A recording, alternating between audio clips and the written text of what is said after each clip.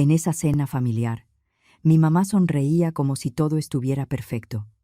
Mi papá soltaba chistes de esos que repite cada mes, y mi hermana me miró con una ternura exagerada.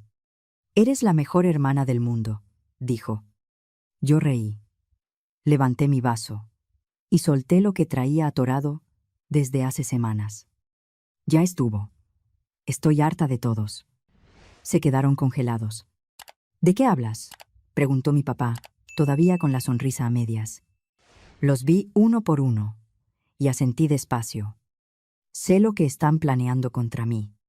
A mi mamá se le borró el color de la cara. Mi hermana tragó saliva y mi papá dejó de jugar con el tenedor. Eso lo dije semanas después, en otra cena. Pero para que se entienda cómo llegamos ahí, tengo que empezar por el principio. Me llamo Natalia. Tengo 33 años y trabajo en contabilidad en una empresa mediana, en una zona corporativa.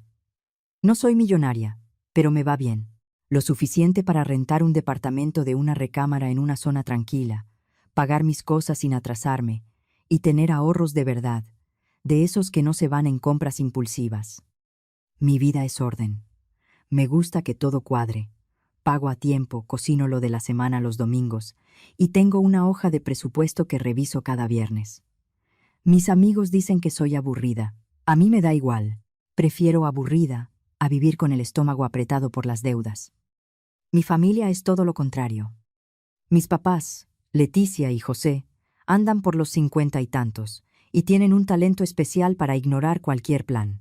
Mi mamá trabajaba medio tiempo en una tienda hasta el año pasado y un día decidió que ya no podía más y que se merecía descansar.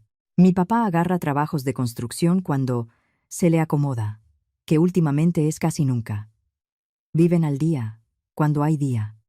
Y luego está mi hermana menor, Emilia. Tiene 28. Trabaja en una cafetería, pero solo cuando no anda enfocada en su arte. Pinta cosas abstractas que parecen hechas con los dedos en la primaria, pero ella se presenta como artista.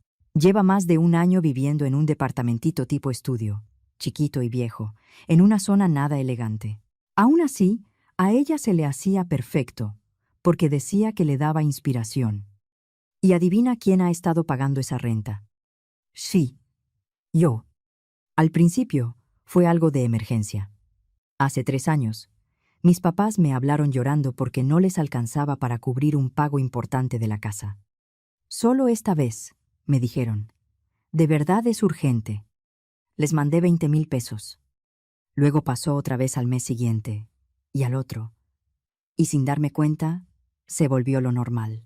Terminé haciéndoles una transferencia fija de 25,000 pesos cada mes, porque, honestamente, era más fácil que aguantar el drama.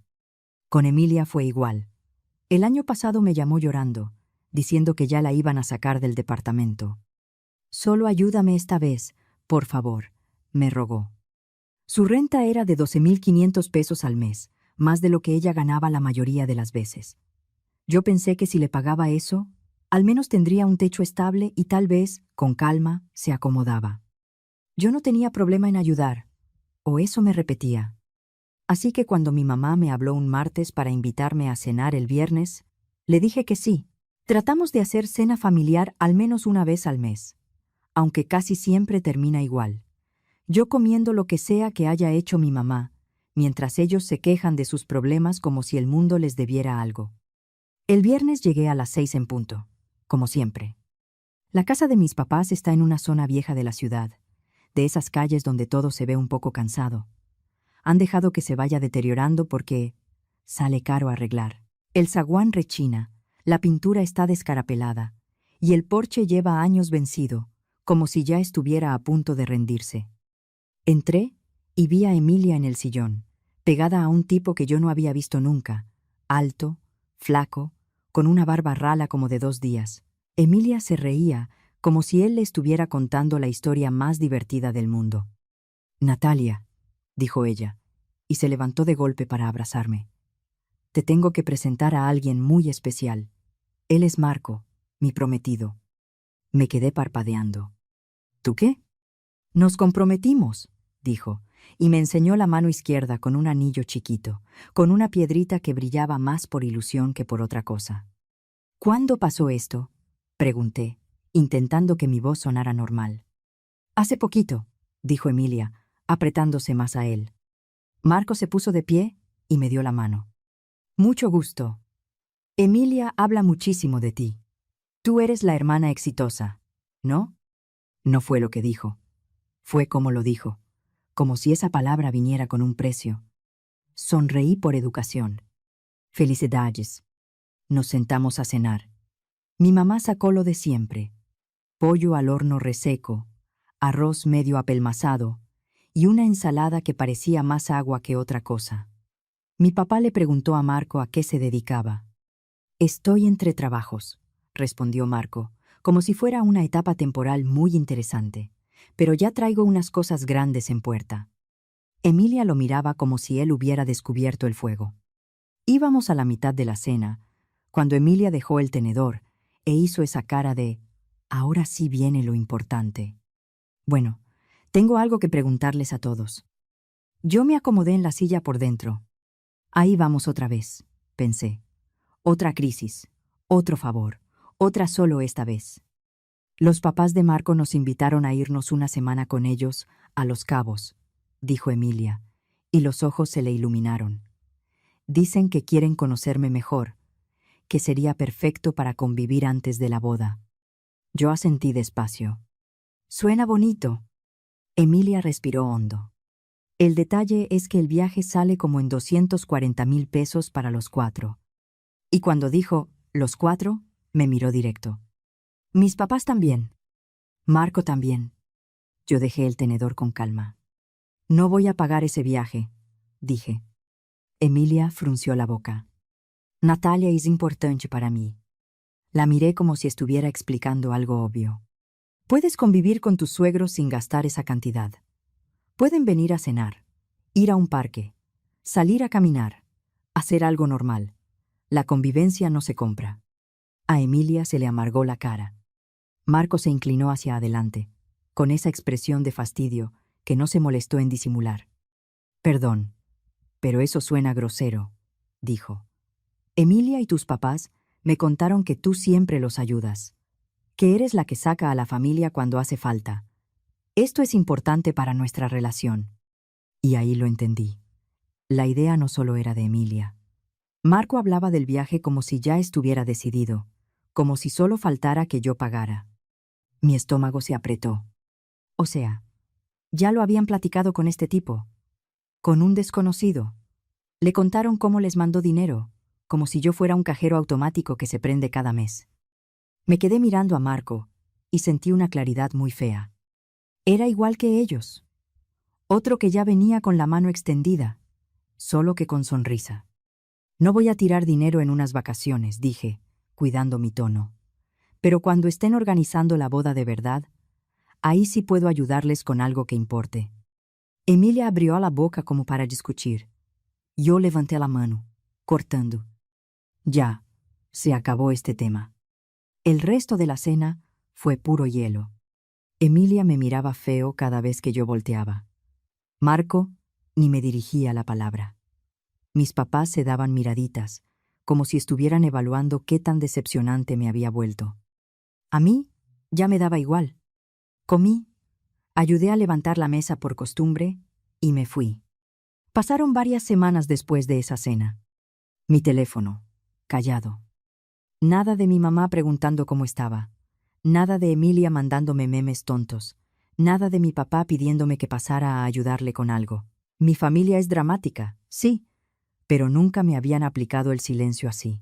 Incluso cuando nos peleamos, a los días alguien busca arreglar. Esto se sintió distinto. Un jueves en la tarde, hice algo que casi nunca hago. Me aparecí sin avisar, con una ofrenda de paz. Cerca de la oficina hay una pastelería buena, de esas que te duelen un poquito por el precio, pero te hacen quedar bien. Compré un pay de manzana con canela, el favorito de mi mamá. Me costó como 800 pesos, pero era de esos postres que hacen que la gente se acuerde de que no vale la pena estar peleada. Le dije a mi jefe que tenía un asunto familiar y necesitaba salir antes. No era mentira. Salí temprano para no quedarme atorada en el tráfico de la tarde. Aún así, Me aventé el avance lento de siempre. Los altos, los camiones, la ciudad apretando. Manejé hasta la casa de mis papás con el pey en la mano, ensayando mentalmente una disculpa. No porque yo sintiera que estaba mal, sino porque me estaba cansando del ambiente. Todavía tenía llave de la casa desde mis tiempos de universidad. Nunca me la pidieron de regreso, y yo nunca pensé que algún día iba a necesitar explicarlo.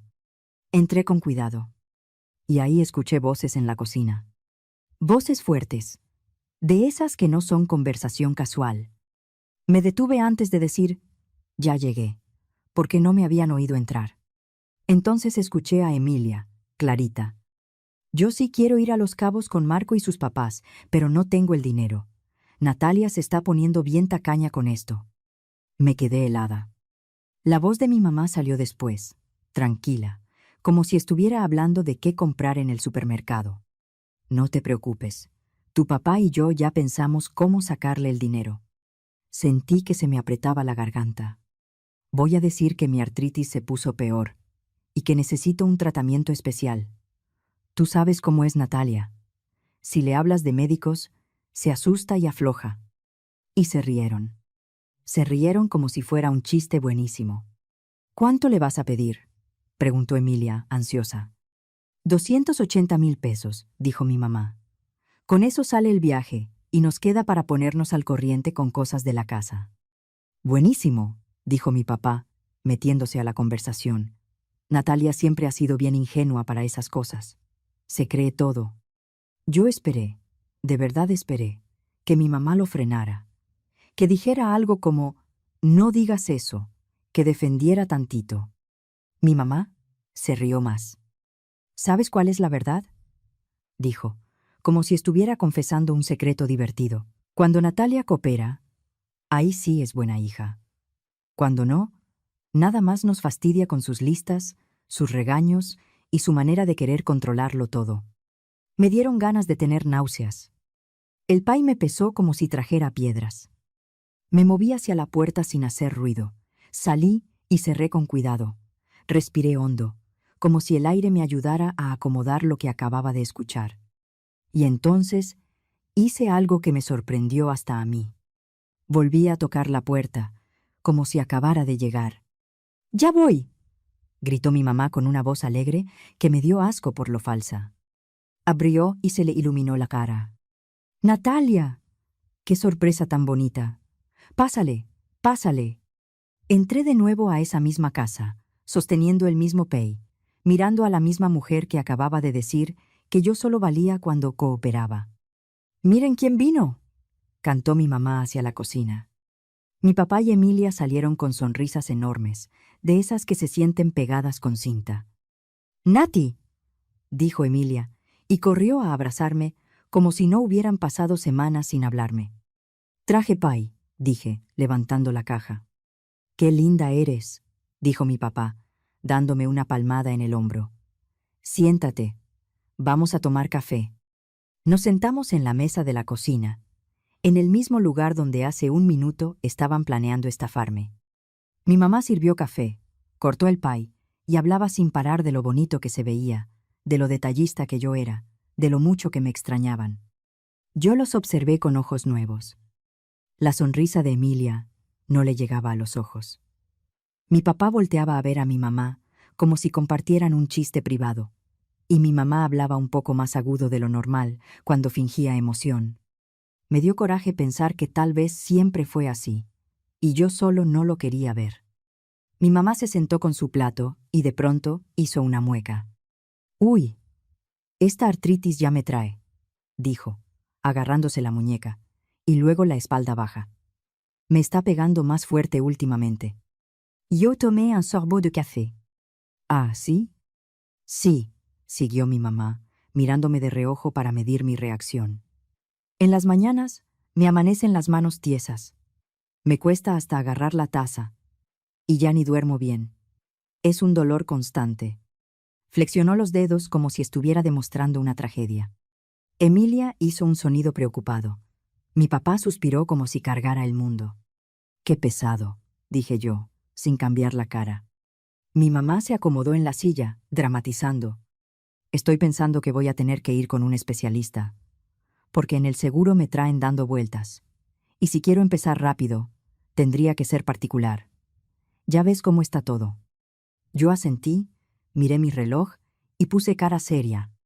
Caray, justo ahorita me acordé que tengo que regresar. Me salió un problema en el trabajo. Mi mamá parpadeó, desconcertada. ¿Cómo? Pero si apenas llegaste. Sí, perdón, dije, levantándome. Gracias por el café. Luego platicamos. Le di un beso en la mejilla a mi mamá, abracé a Emilia y a mi papá y me fui. Mientras caminaba al coche, alcancé a verlos por la ventana. Se quedaron ahí, como si no entendieran por qué su actuación no había funcionado.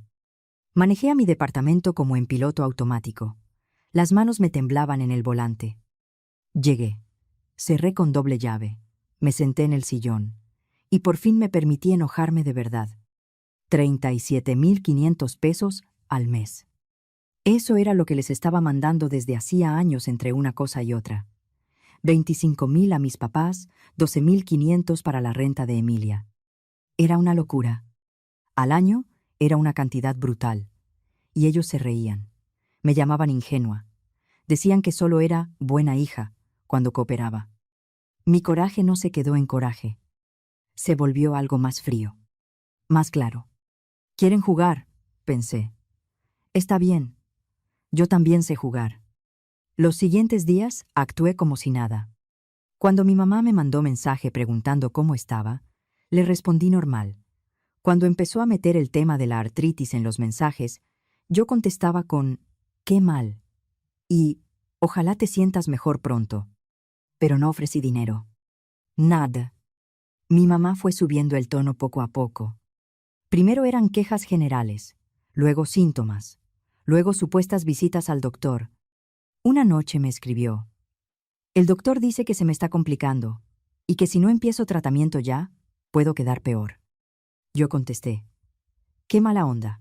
Ojalá encuentres un buen tratamiento». A los minutos: «Es que sale carísimo y en el seguro no cubren todo». Yo: «Qué frustrante, de verdad». Ixilon, Ohilodei. Yo podía sentir la confusión del otro lado, porque lo normal era que, para ese punto, yo ya estuviera preguntando cuánto necesitaban y cuándo les depositaba. En vez de eso me hice la que no entendía. Así se fue 3 semanas. Mi mamá se volvió más obvia. Me mandó notas sobre tratamientos, me habló de una clínica especializada, inventó historias de una amiga que mejoró muchísimo. Hasta que un miércoles en la noche me llamó. Yo estaba en el sillón, cenando algo rápido y viendo una serie, cuando sonó el teléfono. «Natalia, mi amor», dijo mi mamá con voz seria. «Tenemos que hablar. ¿Puedes venir a cenar el fin de semana? Hay algo importante que necesitamos platicar sobre mi salud». Sonreí sola. Ahí estaba, el momento que estaban armando desde que escuché su plan. El sábado llegué puntual. Emilia y Marco ya estaban ahí, sentados en el sillón, con cara de preocupación ensayada. Mi mamá caminaba despacito, como si cada paso fuera una hazaña. Mi papá le ofrecía ayuda para todo. «Natalia», dijo Emilia, levantándose para abrazarme. «Qué bueno que viniste. Estamos bien preocupados por mi mamá». «Ha estado con dolor todo el tiempo», agregó Marco, lo cual me pareció ridículo porque apenas conocía a mi mamá. Pero ya estaba completamente metido en el teatro. Nos sentamos a cenar, y empezó la función. Mi papá se puso cariñoso de golpe. «Hija, la verdad, estamos bien orgullosos de ti», dijo, como si no me hubiera ignorado semanas. «Siempre has sido la lista, la responsable». Emilia se unió rápido. «De verdad, eres la mejor hermana del mundo. No sé qué haríamos sin ti». Mi mamá me sonreía cada 2 minutos. «Te quiero muchísimo, mija». Marco también se metió. «Emilia me ha contado que eres muy generosa. Es inspirador». Yo comí en silencio, esperando el golpe. Y por fin llegó. Cuando mi mamá levantó los platos del postre, regresó a sentarse con una cara de dolor perfectamente calculada. «No quería sacar esto en una cena tan bonita», dijo. «Pero tenemos que hablar de mi salud». Todos se quedaron callados, mirándola con ojos de novela. Me hicieron más estudios, siguió mi mamá. Y el doctor dice que tengo que empezar tratamiento ya. Me recomendó una clínica de rehabilitación para casos fuertes como el mío. Hizo una pausa larga, casi llorosa. El problema es el costo. Salen 280,000 pesos. En el seguro no me lo van a resolver rápido, y, si no lo hago pronto, el doctor dice que podría empeorar muchísimo. Emilia se llevó la mano a la boca. Mamá, no. Luego me miró, como si de verdad sufriera. Yo quisiera ayudar, pero con lo que gano en la cafetería no puedo, dijo, y volteó a ver a todos, como esperando que el mundo entendiera lo injusta que era su vida. Marco negó con la cabeza. Yo ayudaría, pero ahorita no tengo empleo fijo. Mi papá suspiró, mirando su plato como si estuviera cargando una pena inmensa. Hemos estado viendo cómo hacerle, hija, pero no tenemos esa cantidad. Y entonces, los cuatro, al mismo tiempo, voltearon a verme. Ahí estaba, el foco, el momento por el que me dejaron en silencio semanas. Yo los miré. Mi mamá con su cara de preocupación falsa, mi papá con su aire de familia unida, Emilia mordiendo el labio como si estuviera al borde del llanto, Marco sentado como si él también fuera parte de mi historia. Y no pude evitarlo. Me reí. Pero no una risita, una carcajada que me dobló, que me sacó lágrimas, que me dejó sin aire. Ellos se quedaron viéndome como si me hubiera vuelto loca. Natalia, dijo Emilia, dudando. ¿Qué te da risa? Esto es serio, murmuró mi papá. Yo me limpié los ojos, respiré y los miré con calma. C'est de supplon. El silencio cayó como piedra. Mi mamá soltó una risa nerviosa. ¿Plan? Ay, mija, no sé de qué hablas. Claro que sabes, dije. Los escuché hace 3 semanas cuando vine con el PEI. Los escuché decir que iban a fingir lo de la artritis para sacarme 280,000 pesos, que era para el viaje de Emilia a Los Cabos, que me iban a pedir esa cantidad y quedarse con un extra. Emilia se puso pálida. A Marco se le abrió la boca. Mi papá bajó la mirada, como si quisiera desaparecer. Yo seguí, porque ya no había vuelta atrás. También los escuché decir que soy ingenua, que me creo todo, que cuando coopero, ahí sí soy buena hija, y que el resto del tiempo les estorbo. A mi mamá se le fue la cara por completo. Natalia, yo puedo explicarte. No, dije levantándome, no hace falta. Los miré una última vez, con una calma que me sorprendió. Ya estuvo, se acabó. Emilia se levantó también, desesperada. Natalia, no puedes. Sí puedo, le respondí. Me volteé hacia la puerta. Se acabaron las transferencias, se acabó pagar rentas, se acabaron las cenas familiares donde yo solo vengo a ser el cajero. Pero somos tu familia, chilló Emilia, y su voz ya no era dulce, ya era rabia. Eso debieron pensar ustedes antes, dije, sin subir el tono. Hoy mismo cancelo tu renta. Mi mamá empezó a llorar, o a fingir llorar, ya ni sabía. Mi papá se levantó con las manos abiertas, como buscando arreglarlo con palabras. Natalia, espérate, no te vayas así. Yo abrí la puerta.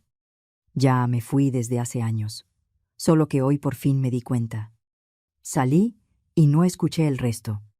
Esa noche llegué a mi departamento y me senté frente a la computadora. Abrí la aplicación del banco. Cancelé la transferencia fija a mis papás. Cancelé la transferencia de la renta de Emilia. Me tomó menos de 10 minutos deshacer 3 años de sostener a 3 adultos. Y, aunque suene feo, se sintió increíble. Ni siquiera terminé cuando empezó a sonar el teléfono.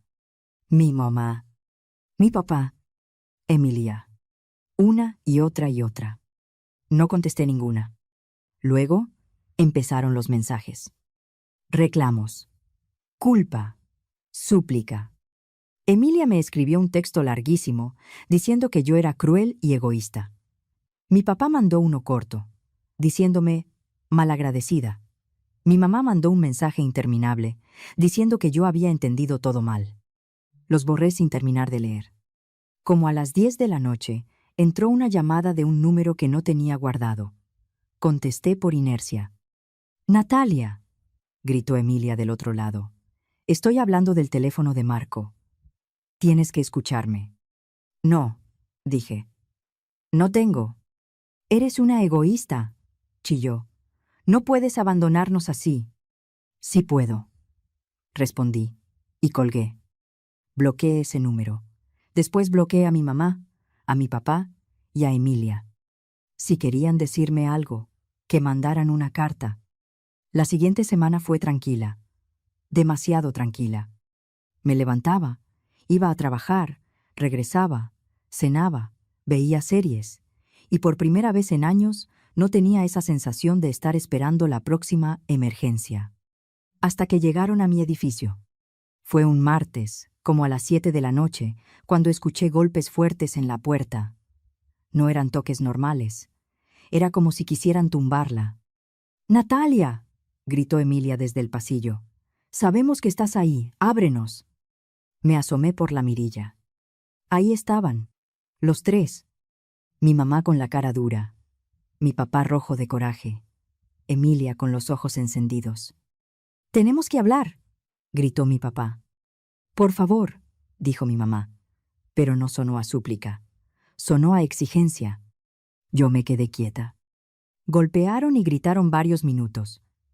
Seguramente los vecinos ya estaban escuchando todo, y yo escuchaba al vigilante moverse en el pasillo, sin saber si meterse o no. Me acerqué a la puerta y hablé fuerte, sin gritar. «Si no se van ahorita, voy a pedirle a la vigilancia que los saque, y voy a llamar a emergencias». Emilia soltó una risa. «¿No te atreverías?». Saqué el celular, marqué y acerqué el teléfono a la puerta para que escucharan que estaba hablando en serio. Los golpes se frenaron de golpe. Escuché que discutían bajito, enojados, y luego se fueron. Después de eso me dejaron en paz. Pasaron meses. Al principio yo esperaba que volvieran, o que buscaran otro modo de contactarme, pero no. Tal vez por orgullo, tal vez porque por fin entendieron que yo no iba a ceder. Me enteré de cosas por mi prima Lorena, que todavía hablaba con ellos de vez en cuando. «Tus papás están batallando», me dijo un día por teléfono. «Se tuvieron que poner a trabajar de tiempo completo». Mi papá empezó a agarrar más obra. Mi mamá consiguió empleo en una tienda. Estaban cansados, pero estaban saliendo. Emilia se fue a vivir con Marco, al principio, pero eso tampoco duró. «Se la pasan peleando», me contó Lorena. «Marco está molesto porque Emilia casi no aporta. Con lo que gana en la cafetería, apenas le alcanza para ella». Sentí un poquito de culpa, lo admito, un puntito.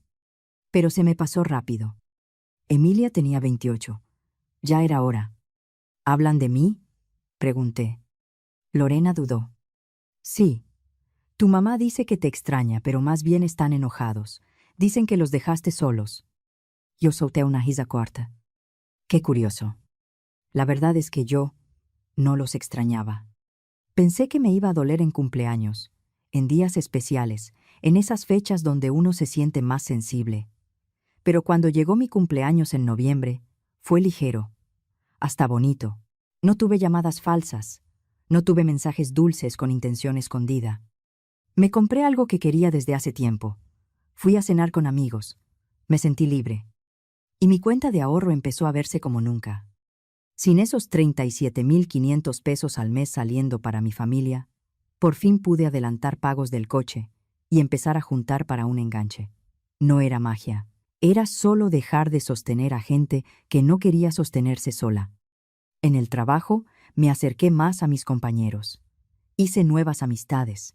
Empecé a salir con Rodrigo, un tipo del área de sistemas que era tranquilo, inteligente y sobre todo no me veía como un recurso. Meses después, me di un viaje a Italia, algo que siempre había querido y que nunca me permitía, porque primero la familia. Esta vez sí pude, porque por fin estaba usando mi dinero en mí. Por primera vez en mi vida adulta, yo era prioridad. Cerca de Navidad, Lorena me volvió a llamar. «Tu familia anda pesada», dijo. «Tus papás trabajan tanto que ya están agotados. Y Emilia y Marco terminaron la semana pasada. ¿Qué pasó?, pregunté, más por curiosidad que por otra cosa. Marco se hartó, dijo Lorena. Le dijo que ya era hora de que se pusiera seria, que buscara un trabajo mejor, o que dejara de esperar que alguien más la mantuviera. Emilia regresó a casa de mis papás. Volvió al inicio. Solo que ahora mis papás ya no podían cargarla como antes, porque apenas podían con ellos mismos. Han hablado de buscarte, me dijo Lorena, por las fechas. Yo me quedé callada un momento. ¿Y tú qué piensas?, preguntó. Pensé en la risa en la cocina, en la frase de mi mamá, en el plan con mi nombre como si yo fuera un objeto. Tal vez algún día, dije al final. Pero no hasta que se hagan responsables. Y no hasta que me pidan perdón de verdad. No por quedar bien, sino porque lo sientan. Lorena suspiró. Entiendo. Colgamos. Me quedé sentada en mi sala, con mi departamento en silencio, sin gritos, sin presión, sin miedo a la siguiente llamada. Y fue ahí cuando lo entendí con una claridad que me dio paz. Yo estaba bien. Estaba tranquila. Y, por primera vez en años, mi vida era mía.